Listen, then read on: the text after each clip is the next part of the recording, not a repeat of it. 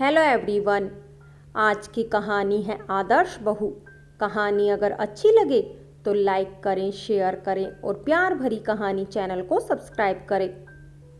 सुबह से ही राधिका का मन बेहद उदास था।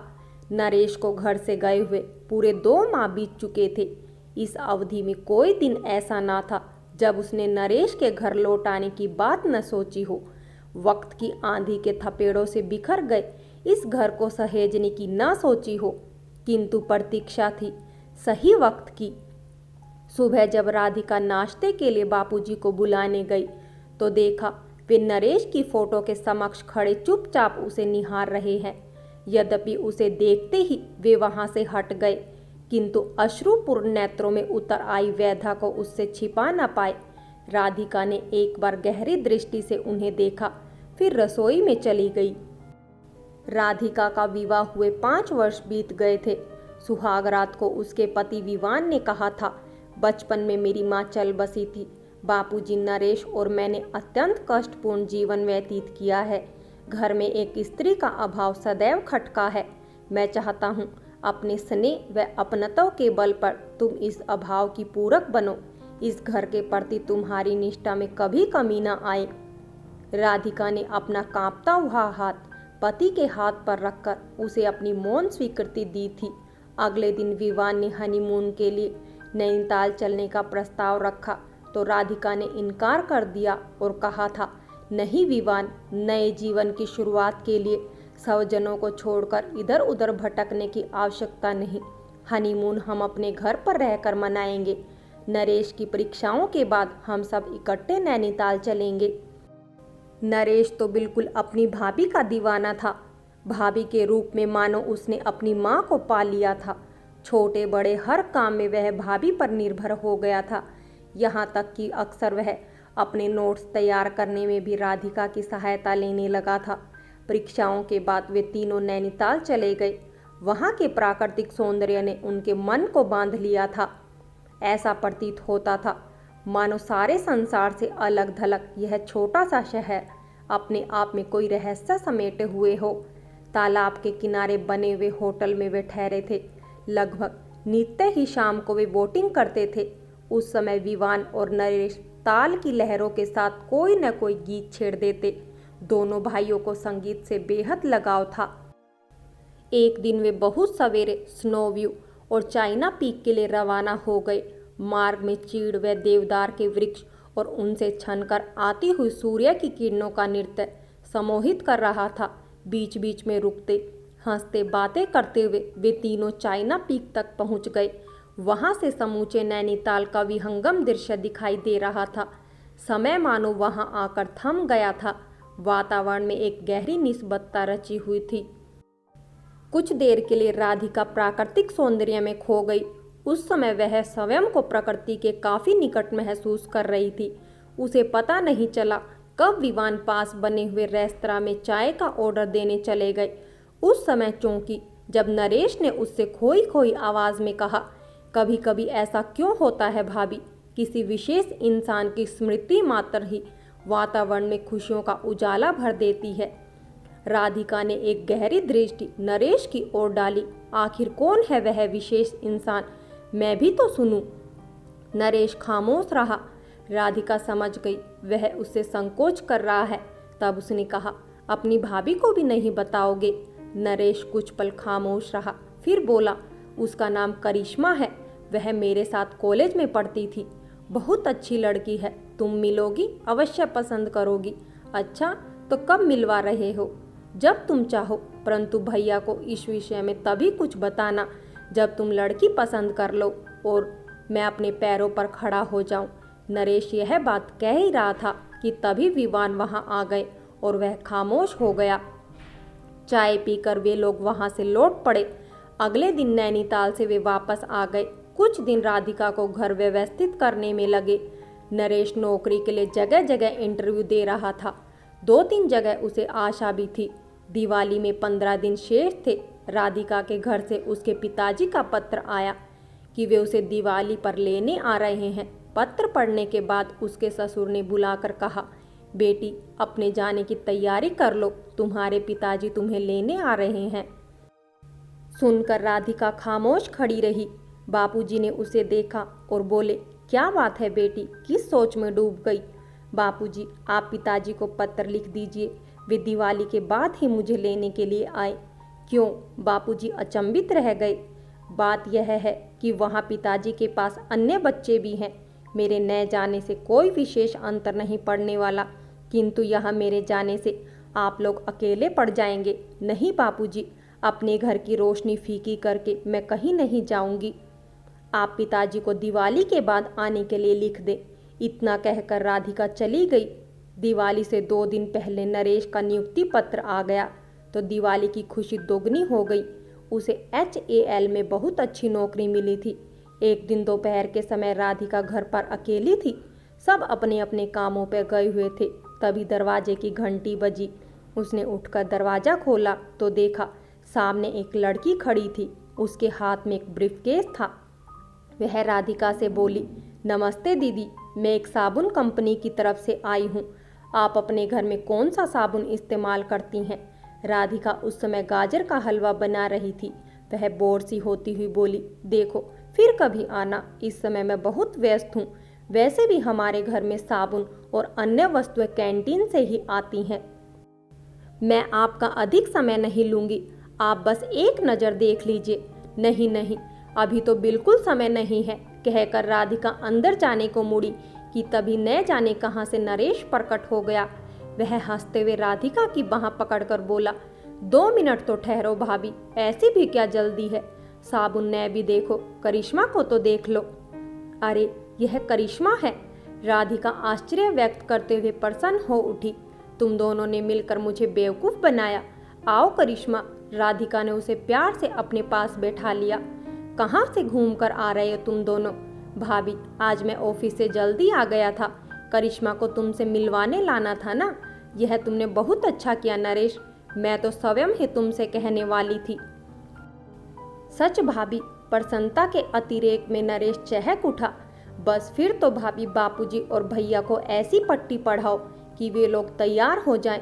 परंतु करिश्मा राजपूत है और हम लोग ब्राह्मण हैं। मुझे डर है बापूजी इस रिश्ते के लिए कहीं इनकार ना कर दे। सब कुछ तुम्हारे हाथ में है भाभी, तुम कहोगी तो बापूजी जरूर मान जाएंगे। किंतु बापूजी सहमत न हुए। विवान को तो राधिका ने तुरंत राजी कर लिया था, मगर बापूजी के समक्ष उसकी एक न चली। एक दिन रात को विवान और राधिका ने जब इस विषय को छेड़ा तो बापूजी ने क्रोधित होते हुए कहा, तुम लोगों ने यह सोच भी कैसे लिया कि मैं इस रिश्ते के लिए सहमत हो जाऊंगा? नरेश के लिए मेरे पास एक से एक अच्छे रिश्ते आ रहे हैं।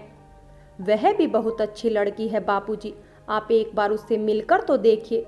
सुंदर, पढ़ी लिखी और अच्छे संस्कारों वाली लड़की है, किंतु है तो राजपूत। जाति पाति सब व्यर्थ की बातें हैं बापूजी, हमारे ही बनाए हुए ढकोसले हैं। अगर लड़के और लड़की के विचार मेल खाते हो, दोनों एक दूसरे को पसंद करते हो, तो मेरे विचार में आपको आपत्ति नहीं होनी चाहिए। विवान पिताजी को समझाते हुए बोला, लड़के और लड़की की पसंद ही सब कुछ नहीं होती। कभी सोचा है लोग क्या कहेंगे, रिश्तेदार क्या सोचेंगे? आखिर रहना तो हमें समाज में ही है ना। आज तक इस खानदान में दूसरी जाति की बहू नहीं आई है। रिश्तेदारों की वजह से क्या आप अपने बेटे की खुशियां छीन लेंगे? मुझसे बहस मत करो विवान, मैं किसी की खुशियां नहीं छीन रहा। तुम मुझे नहीं, नरेश को समझाओ, यह प्रेम का चक्कर छोड़कर जहां मैं कहूं वहां विवाह करे। उसके लिए करिश्मा से भी अच्छी लड़की ढूंढना मेरा काम है। व्यर्थ की भावुकता में कुछ नहीं रखा। बापूजी उठकर बाहर चले गए। इसका मतलब था कि अब वे इस विषय पर और बात नहीं करना चाहते थे। राधिका परेशान रहने लगी। उसे समझ नहीं आ रहा था कि इस समस्या को कैसे सुलझाए। एक और बापूजी का हट्टी स्वभाव, दूसरी ओर नरेश की कोमल भावनाओं, दोनों में सामंजस्य किस प्रकार स्थापित करे। जब से नरेश को बापूजी के इनकार के विषय में बताया था, वह खामोश रहने लगा था। उसका अधिकांश समय घर से बाहर व्यतीत होता था। राधिका को भय था कि कहीं यह खामोशी आने वाले तूफान की सूचक न हो। एक दिन राधिका रसोई में खाना बना रही थी। नरेश वहीं आकर खड़ा हो गया और बोला, भाभी मैं आपसे कुछ कहना चाहता हूँ। राधिका का हृदय जोर जोर से धड़कने लगा कि न जाने नरेश क्या कहने वाला है उसने प्रश्न सूचक नेत्रों से उसकी ओर देखा। मैंने करिश्मा से विवाह कर लिया है, नरेश राधिका से नजरें चुराते हुए बोला। राधिका सन्न रह गई। कुछ पलों के लिए तो जैसे होश ही न रहा। इतने में उसे रोटी जलने की गंध आई। उसने फुर्ती से गैस बंद की और पलटकर नरेश का चेहरा देखने लगी। यह तुमने क्या किया नरेश? मैं मजबूर था भाभी। मैं स्वयं ऐसा कदम नहीं उठाना चाहता था, किंतु क्या करता। करिश्मा को क्या छोड़ देता? पिछले 4-5 वर्षों से उसकी और मेरी मित्रता है। तुम कुछ समय तक प्रतीक्षा कर सकते थे। मैं और विवान बापूजी को मनाने का दोबारा प्रयास करते। कोई फायदा नहीं होता भाभी, मैं जानता हूँ। बापूजी मानने वाले नहीं थे। उधर करिश्मा के घर वाले विवाह के लिए जल्दी मचा रहे थे, इसलिए विवाह में विलंब नहीं हो सकता था, वरना वे लोग उसका अन्य रिश्ता कर देते। अब क्या होगा नरेश? करिश्मा को तुम कैसे घर लाओगे? राधिका बुरी तरह घबरा रही थी। मैं करिश्मा को तब तक घर नहीं लाऊंगा जब तक बापूजी उसे स्वयं नहीं बुलाएंगे। अब वह मेरी पत्नी है, उसका अपमान मैं हरगिज सहन नहीं कर सकता, नरेश दृढ़ स्वर में बोला। फिर उसे कहाँ रखोगे? फिलहाल कंपनी की ओर से मुझे फ्लैट मिल गया है, मैं और करिश्मा वहीं रहेंगे, नरेश धीमे स्वर में बोला और वहां से चला गया। पिछले कुछ दिनों से नरेश कितना परेशान था, यह तो उसका दिल ही जानता था। भैया भाभी और बापूजी से अलग रहने की कल्पना उसे बेचैन कर रही थी। वह किसी को भी नहीं छोड़ना चाहता था, किंतु परिस्थितियों के सम्मुख विवश था। इसके बाद के दिनों की यादें राधिका को अंदर तक कपा देती। बापूजी को जब नरेश के विवाह के विषय में पता चला तो वे बुरी तरह टूट गए। उनकी हठधर्मी बेटे को विद्रोही बना देगी, इसका उन्हें सौपन में भी गुमान न था। उन्होंने बेटे को पालने में बाप की ही नहीं, माँ की भी भूमिका निभाई थी। बेटों के पालन पोषण में स्वयं का जीवन होम कर डाला था, किंतु एक लड़की के प्रेम में पागल बेटे ने उनके समस्त त्याग को धूल में मिला दिया था। अब बापूजी थके थके और बीमार रहने लगे थे। राधिका के आने से घर की जो खुशियां पूर्णिमा के चांद के समान बढ़ रही थी, नरेश के जाते ही अमावस के चांद की तरह घट गई। राधिका की दशा उस चिड़िया की तरह थी जिसके घोंसले का तिनका बिखर कर दूर जा गिरा था। वह उस तिनके को उठा लाने की उधेड़बुन में लगी रहती। आज जब उसने बापूजी को नरेश की फोटो के समक्ष रोते देखा तो विकलता और बढ़ गई। अगले दिन राधिका बाजार गई हुई थी। जब लौटी उसके साथ एक अन्य युवती भी थी। बापूजी बाहर लॉन में बैठे थे। राधिका ने उसका परिचय करवाते हुए कहा, बापूजी यह मेरी सहेली राधा है, हम दोनों एक ही साथ पढ़ती थी। इसका इस शहर में विवाह हुआ है। आज मुझे अचानक बाजार में मिल गई तो मैं इसे घर ले आई। राधा ने आगे बढ़कर बापूजी के पांव छू लिए। बापूजी ने उसके सिर पर हाथ रखकर पास पड़ी कुर्सी पर बैठ जाने का इशारा करते हुए कहा, बैठो बेटी। कहाँ काम करते हैं तुम्हारे पति? जी, HAL हैदराबाद में। अभी राधा यहाँ अकेली है बापूजी। जब इसके पति को वहाँ कोई अच्छा मकान मिल जाएगा वे इसे ले जाएंगे, राधिका ने कहा। बापूजी HAL का नाम सुनकर खामोश हो गए। नरेश भी तो यहाँ इसी फैक्ट्री में काम करता था। दर्द की एक परछाई उनके चेहरे पर से आकर गुजर गई, किंतु शीघ्र ही उन्हें राधा की उपस्थिति का भान हो गया और उन्होंने स्वयं को संभाला। इसके बाद वे राधा और राधिका काफी देर तक बातचीत करते रहे। जब राधा जाने लगी तो बापूजी ने कहा, बेटी अब तो तुमने घर देख लिया है, आती रहना।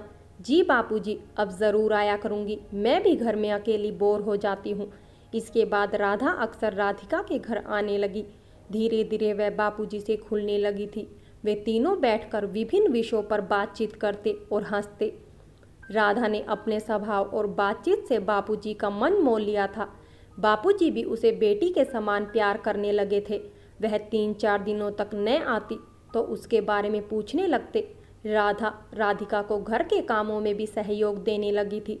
कुछ दिनों बाद न जाने क्यों राधा 1 सप्ताह तक नहीं आई। एक दिन बापूजी राधिका से बोले, राधा आजकल क्यों नहीं आ रही? मैं आपको बताना भूल गई बापूजी, कल राधा का फ़ोन आया था।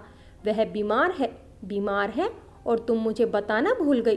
तुमसे ऐसी लापरवाही की उम्मीद न थी। जाओ उसे देख कर आओ। उसे किसी चीज़ की आवश्यकता हो तो लेती जाना।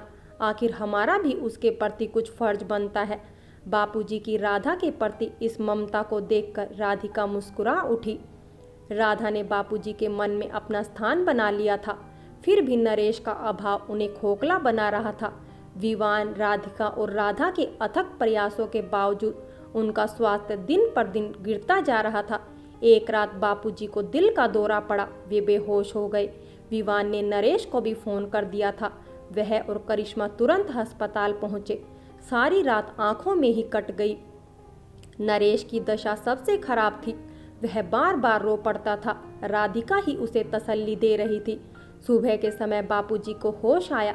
समय पर डॉक्टरी चिकित्सा मिल जाने के कारण खतरा टल गया था। बापूजी के होश में आने पर नरेश सामने से हट गया। सोचा, हो सकता है उसको देखकर उनके दिल को धक्का लगे और उनकी दशा फिर से बिगड़ जाए। 10 दिनों तक बापूजी अस्पताल में रहे। विवान और राधिका उनकी सेवा में जुटे रहे।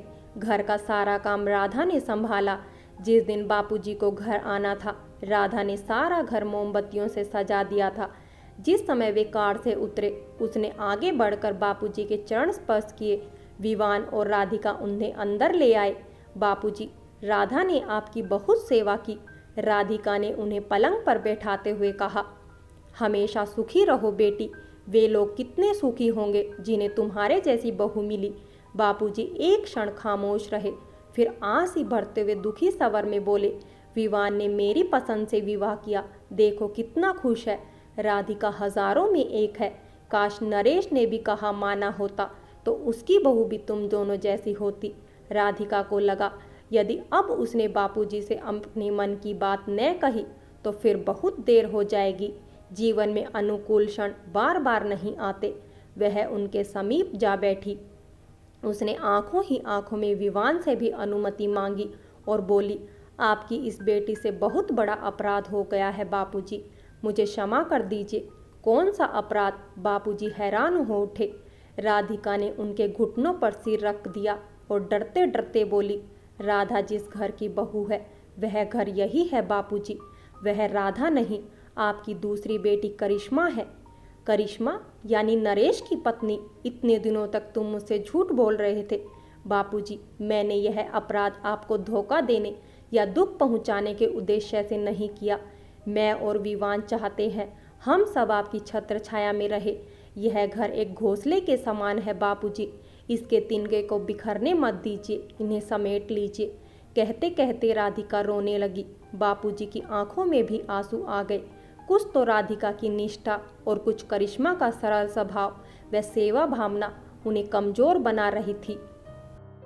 साथ ही हालात ने उनके और नरेश के बीच जो दूरी पैदा कर दी थी, उसने उनकी हठ धर्मिता को कमजोर बना डाला था।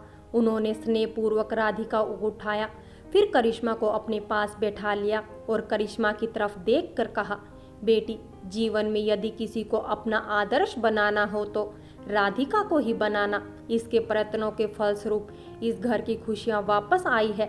फिर उन्होंने विवान को नरेश को बुलाने के लिए भेजा। वास्तव में व्यक्ति अपने झूठे अहंकार के दायरे में कैद रहकर स्वयं ही अपने जीवन में दुखों का समावेश कर लेता है। बापूजी ने सोचा, यदि वे अपने इस अहम के दायरे से बाहर आकर भावनाओं के साथ साथ विवेक से भी काम लेते तो उन बीते दिनों को भी आनंदमय बना सकते थे जो उन्होंने और उनके परिवार ने दुखी रहकर गुजारे थे। उन्होंने खिड़की में से देखा, नरेश विवान के साथ कार से उतर रहा था। बाहर मोमबत्तियों की झिलमिलाती लो भविष्य को अपने प्रकाश से आलोकित कर रही थी। फ्रेंड्स, कहानी अगर अच्छी लगी हो तो लाइक करें, शेयर करें और प्यार भरी कहानी चैनल को सब्सक्राइब करें।